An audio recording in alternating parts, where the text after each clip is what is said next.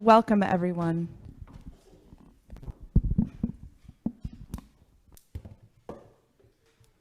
We're so delighted that everyone is here on this beautiful day, and to have such a full chapel this morning is such a treat, and it's a treasure for us to be here and to have Rick Bausman here. Rick is a beloved friend here of us at UUSMV and our former religious exploration director. So it's just lovely to have him back here. I'm going to give you a little bit of more information about Rick a little later. We have a couple announcements this morning. Chris, I saw you come in. Are you willing to talk about Share the Plate? Oh, sure. Come on up.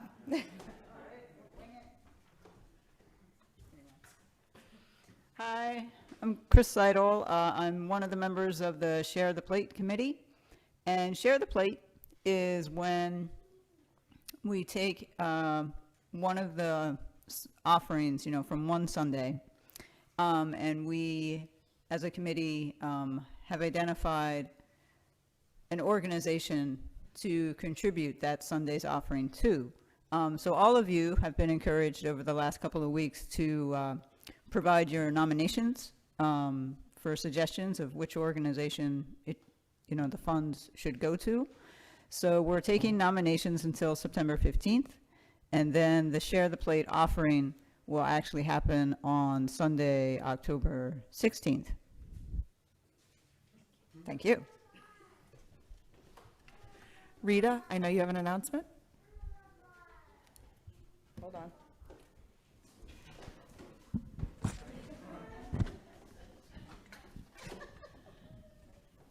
I'll walk over here where I can see our Zoom folks as well. As president of the congregation, it gives me really I'm just so proud that we have our new minister, Reverend Janet Newton, with us today. She will be doing her first service with us next week, and will be preaching the 11th, the next 2 Sundays after that, so I don't get the dates wrong. So please come. We'd love to see you, and I love seeing all these great visitors, so thanks for visiting us. The other announcement I have is about a program called Seeing, S-E-E-I-N-G, White on Martha's Vineyard. It is a course that will run from September 10th to October 29th. A lot of it will happen from our reading, podcasts, talking together on Facebook, and it is to talk to us about what is structural racism, why is white supremacy so persistent in America, and how can we effectively challenge it. And Reverend Janet actually was part of the group that put this together, along with Jill Delahunt and a number of other folks have been working on it for a few years, so they're very happy to roll it out. There's going to be a meeting next Saturday at the museum at 4 o'clock, 4 to 5. So if you want to come, you can find out more information about it, and I hope that a number of the people in the congregation will take advantage. You want to talk about it, Janet? So the Seeing White is a series. Seen on Radio was a podcast, and there's a whole bunch of seasons, and one of them was Seeing White, and that's the one that we were using. But what's really neat about it is that the Martha's Vineyard Museum worked with us and went through their collections, looking for artifacts and ways for us to talk about what it meant when we learned about something that was happening somewhere else in the country. Well, what was happening here? Well, how is it impacting what was going on here? Or what can we learn about it from the Martha's Vineyard perspective? So instead of getting the sort of global or American perspective on what white supremacy or white privilege or systemic racism looked like, it's actually trying to bring it into this community itself. So it's a really unique opportunity and reflects 4 years of hard work. So I hope you will consider it. Barb has flyers in the back. Thank you. Okay. All right. Yes. Bill.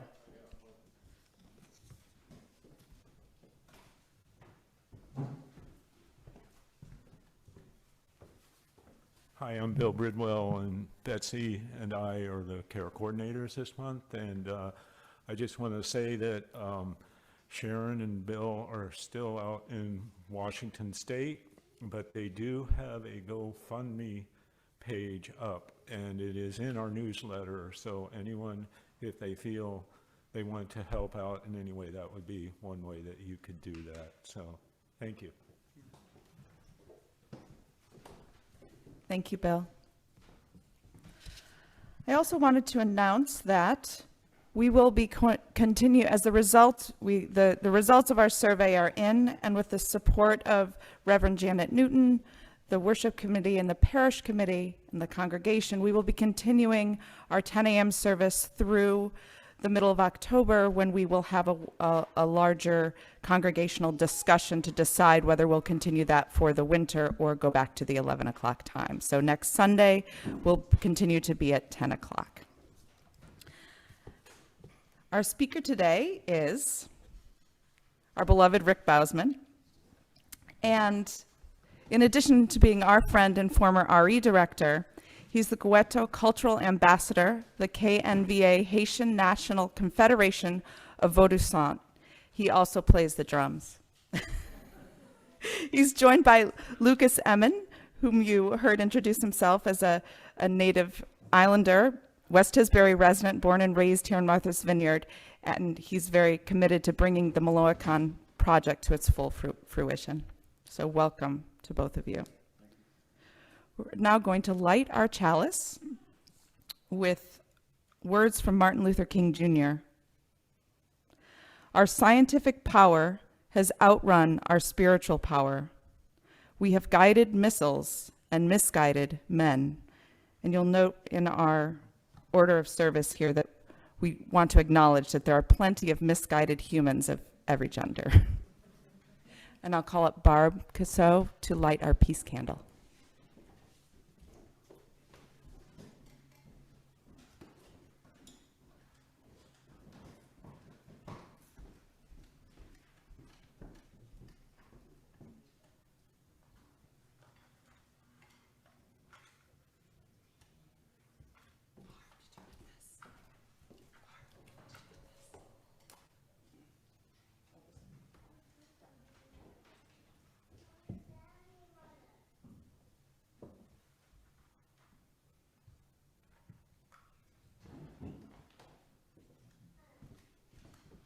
It has been our custom over the years to light a peace candle on the first Sunday of the month. This is really in honor of, or in memory of, a couple who were members here for a long time and very active, Roger and Jane Thayer. I have used this quote many, many times, and I will probably use it many times again. It's by Jimi Hendrix, and he said one time, "Only when the power of love overcomes the love of power will we have peace." And this is still just appropriate today as the day that he said it. May we have peace.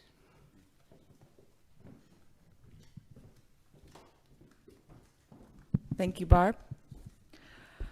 Our opening rhythm this morning, I'm going to turn it over to Rick to introduce. Okay. We have a microphone. We have drums. It's hard for me to do a participatory thing without you. So please get something from the middle and bring it back to where you're comfortable. I'll give you 5 seconds. Go. No, they'll get it.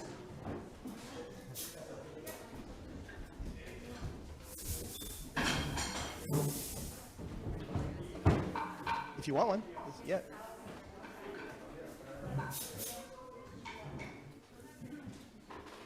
There's some sticks in the white bucket if you prefer. Congas can be a little hard on your hands, so be gentle. Yeah.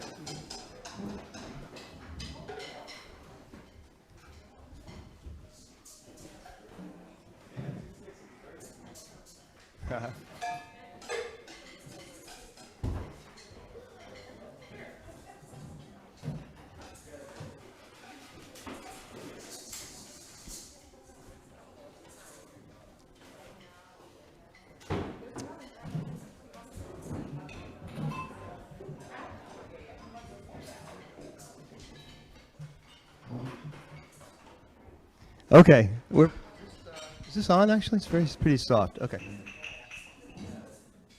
So let's just start by playing something more or less in unison, and see if we can do that. So I'm just going to play that.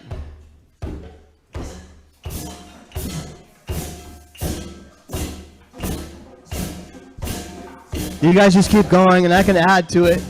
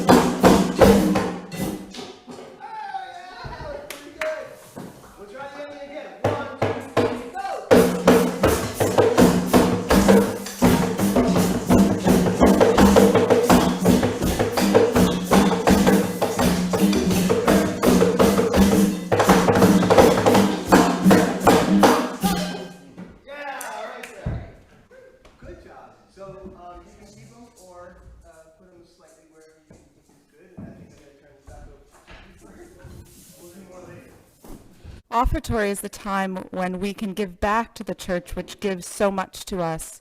So now is the time in our service when we ask you to give as generously as you can to support our ongoing programming. And we will also be being recipients of a rhythmic offering that Lucas and Rick are going to be sharing with us.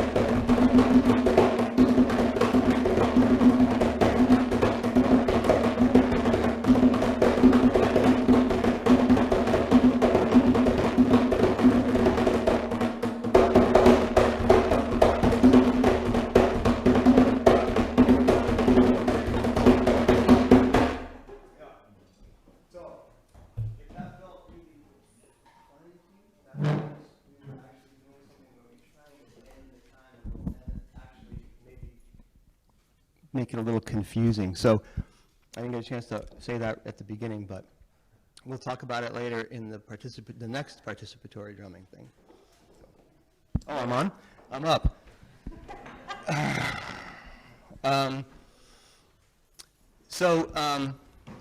I know a lot of you, and it's really nice to see you. And for those of you that I don't know, it's nice to meet you, and I hope we'll get to know each other a little bit better. I am a drummer, and I have been working on a project in Haiti for a long time now, which is kind of where I'll start. And I thought about what I wanted to say, and I kind of knew generally when I was talking with Jennifer. I've been on this roller coaster of an adventure, getting a project in Haiti up and running, and now it's morphed into a big project here that's related, and I'll talk a little bit more about that in a minute. And it's been a very spiritual-oriented quest, and it's been confusing and sometimes difficult to keep up with the way that things are unfolding, sometimes really quickly. And basically it feels kind of hard to get my feet on the ground. I feel a little bit swept up. So let me back up a little bit and talk about some specific examples, because it's an interesting position to be in. I have sort of a practical side of me that doesn't seem very much in control right now, that sees the way things should be, and what's logical, what's safe. And then there's this other side that just, it's intuitive. It's like, let's do that because it seems like the right thing. And there's a little bit of tension between them. And so anyway, several years ago I was the religious education coordinator here, and it was a joy. We had a blast. And I really enjoyed the job, but I was getting more and more deeply involved in what was going on in Haiti. And Dory Godfrey, oh, by the way, hi everybody in Zoom. Hi guys. And I was talking with Reverend Bill and Dory and about what would my life look like 6 months from now, and could we count on all of us being here. And I said, I have this really strange feeling that I'm going to be busy. I think the Haiti thing's going to pop. And I had nothing to base it on, except that up to that point, things were going really well, sometimes a little too fast, as I said. So, and Reverend Bill said, yeah, but you're the director of religious exploration. And I said, well, I think I'm going to need to go explore some religion. I don't think he couldn't, he had to let me go. So I did that, and sure enough, things really took off. Now, I had already been there quite a lot. I had made several long trips, one particularly long journey. At the end of that journey, I had managed to settle myself comfortably so deeply in the Haitian Vodou culture that they invited me to join Maison Dahomey, which is a group of Vodouisans that are particularly concerned with the education and spiritual well-being of children. And that's why I wear this belt.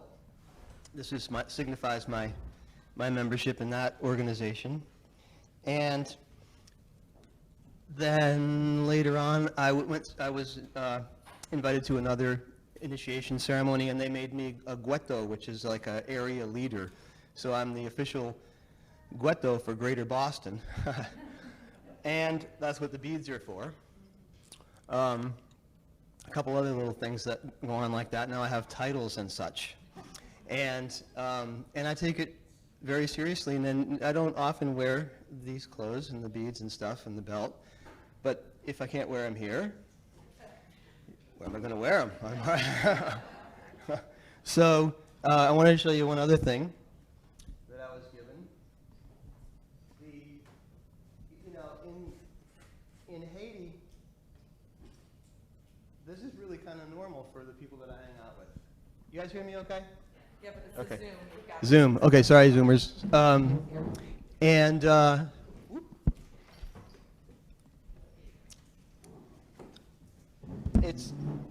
I think it's very beautiful, but I'm not accustomed to carrying it around. Thank you. This is small baguette, baguette meaning stick.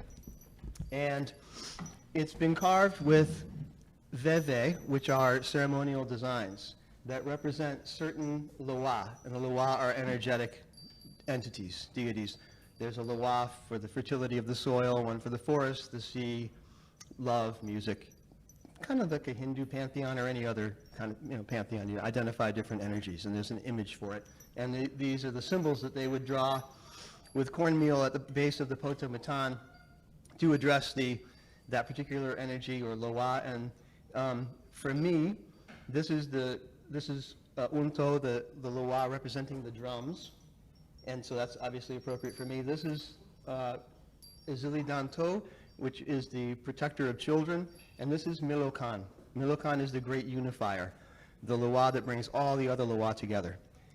And in the middle of this trip that I'm, where I was, ended up being Gueto, we decided we would call the project the Milokan Project. One of my friends was drawing the veve for Milokan, a different one than this. It's one that looks like the compass rose, all the needles pointing in every direction.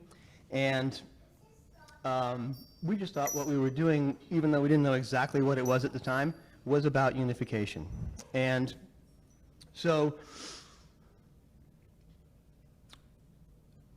I don't know where to jump around here. I don't think I want to jump too far forward.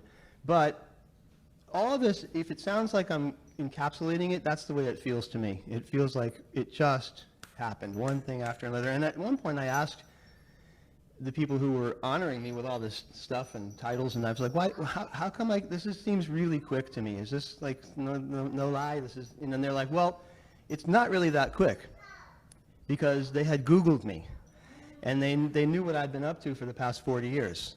And they said, you already do these things, so we just have a name for it.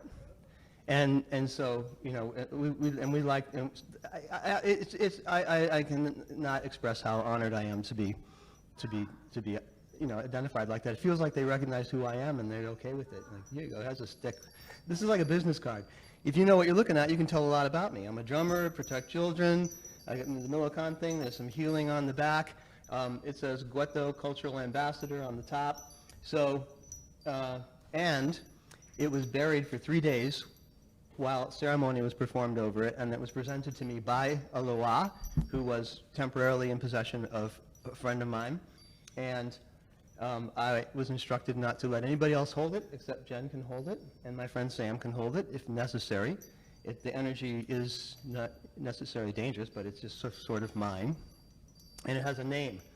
So I don't know if I'm supposed to tell you the name or not, so I better not. I'll find out. Anyway, the clothes I'm wearing are not Haitian. They're from Senegal, or no, Benin, given to me by my friend Jababa, who I just met at the brand new cultural center that we opened in conjunction with the cultural center that we were able to open in southern Haiti.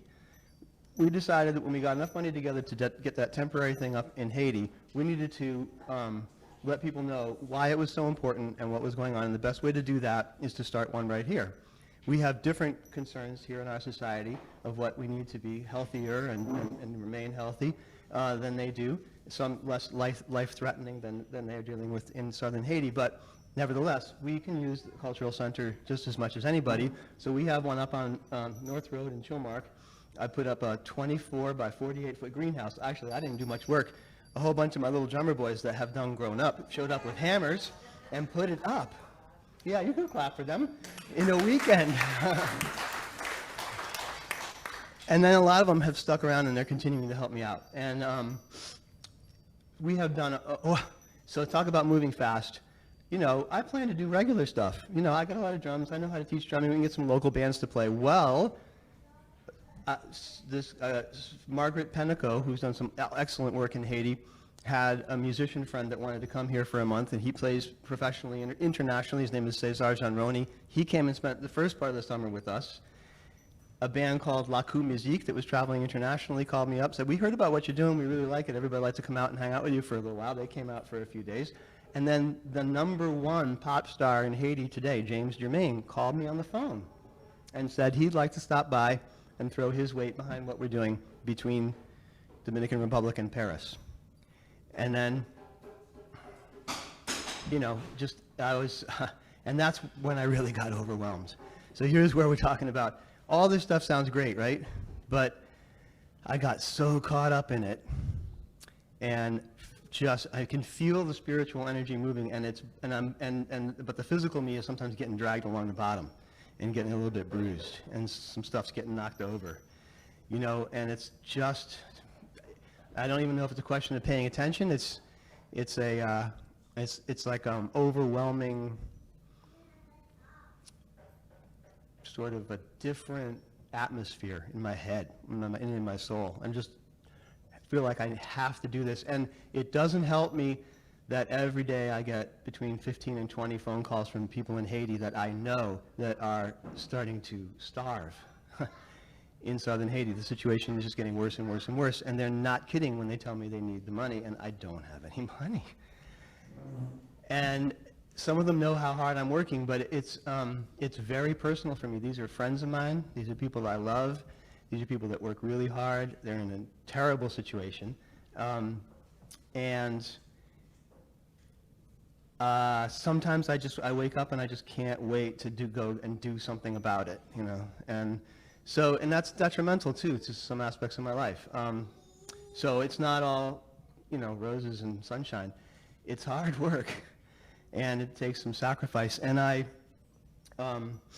believe that the energy that I have experienced since the very beginning will carry me through. I have to go with this flow and take advantage of some of the opportunities that have presented themselves. James Germain said, Milocan is incredible, and we're going to take it to the whole world. So he and I have plans. He wants to bring me around the world with him in certain, you know, times, which my wife and I are trying to deal with, and I'm not so graceful about that either.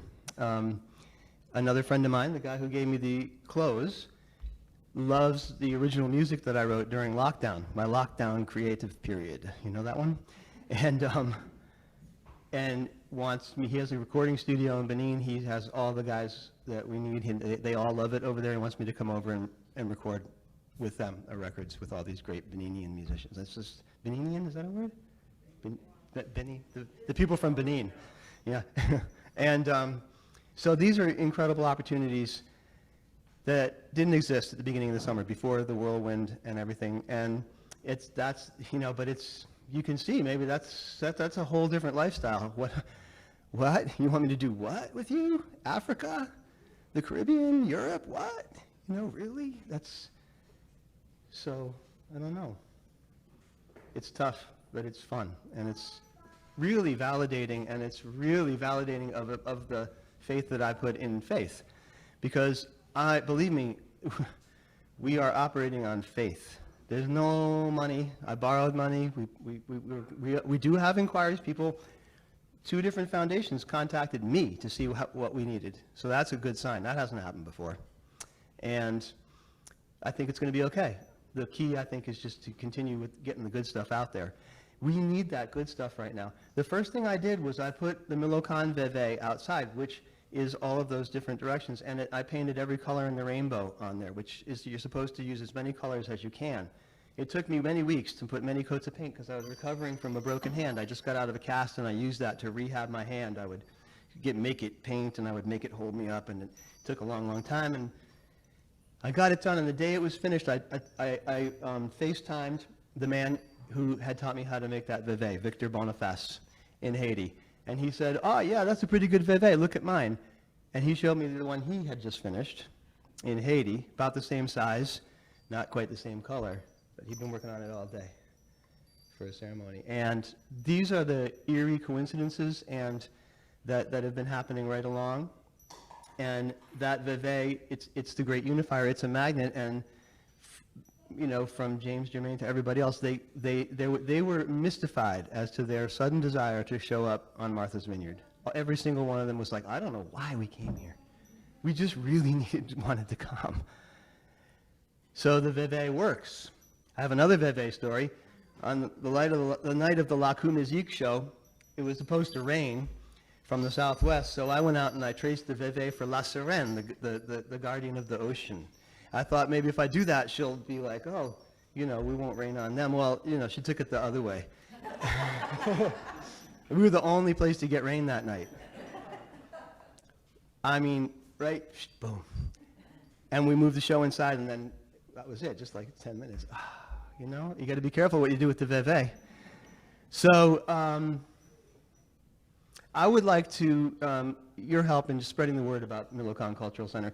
We have some great ideas for programming, but the big idea is we want your ideas. We want to involve the Brazilian community, the tribe, the African American community, anybody who's got something they'd like to do, bands that want to play, people want to read poetry. We're going to have a craft night. We've got a couple of wood stoves that are going to go in there. We can do some dancing. It's fun for kids and adults. We have drumming classes for all ages, and whatever, you know, it's, we have the stage and some sound equipment, and it's available for you, for the community.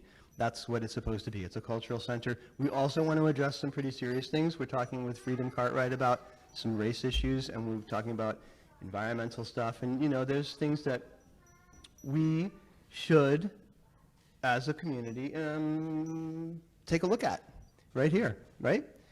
I think we're doing pretty well here, but yeah, always room for improvement. So we can use that cultural center for whatever we want and and improve our culture together. At the same time that we can help the one in Haiti. There's more money floating around here, so we're going to get some of that to kind of stick, and we can eventually, hopefully, to build a permanent center in Haiti. I don't really want a permanent center. I like the greenhouse just fine, so I'm all set. Thank you for having me come today. Yeah, okay. Thank you so much, Rick. And if you haven't had a chance to head out to the Native Earth Teaching Farm where the Milocon Cultural, Milocon, I always mispronounce it, I'm sorry, Milocon Cultural Center is, it's indescribable. I was there for a few hours helping erect the greenhouse, and then with many weeks before I came back, and it is transformed. You walk in, or when I walked in, it was like entering another world. It was like entering a home. There's drums and carpets and couches and just this amazing energy. So I really would invite. It's actually very stunning this week.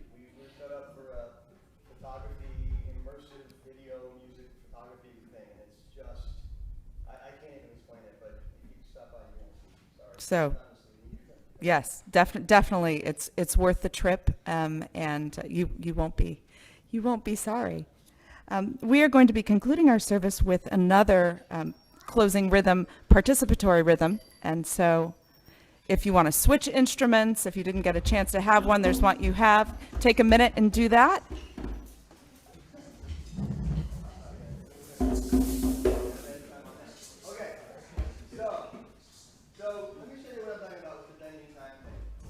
Hold on, Rick, hold on. Oh, sorry. Okay. Starting over. And those people on Zoom, you've got tables in front of you. Please join along.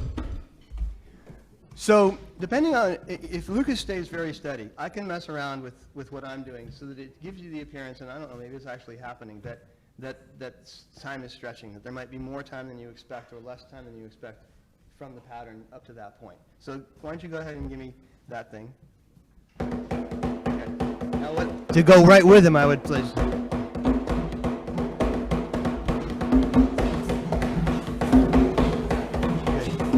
Okay, now, the thing about the time thing is, I can take that and I can, instead of playing 4 beats in it, I can play 5. 1, 2, 3, 4, 5, 1, 2, 3, 4, 5, 1, 2, 3, 4, 5, 1, 2, 3, 4, 5, 1, 2, 3, 4, 5, 1, 2, 3, 4, 5, 1, 2, 3, 4, 5, and I can mess it up like that, and it kind of, if you don't know where that, the idea is actually to lose the framework and be free in the time and not have to be so connected to where you think the beginning of the phrase might be, right? So all y'all just take this steady, like, just like that.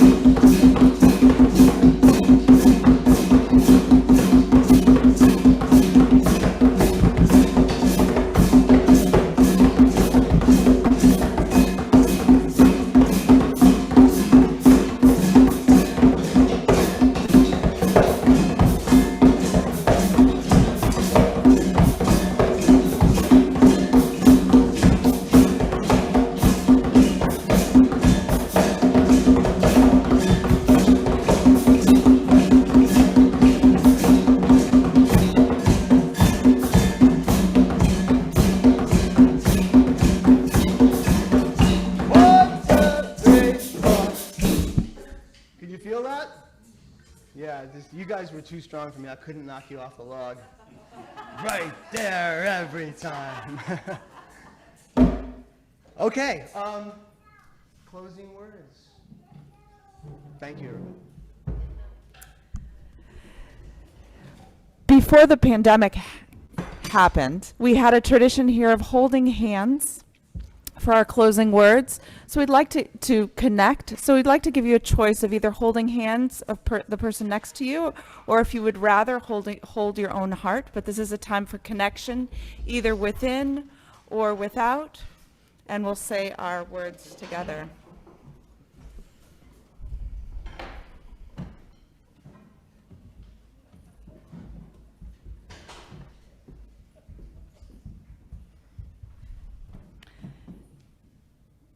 May we take this love and this spirit of community with us today out into the world and around the world, and feel the love and the connection and the community from both sides of the pond. Amen. Ashe. There you go, Bobo.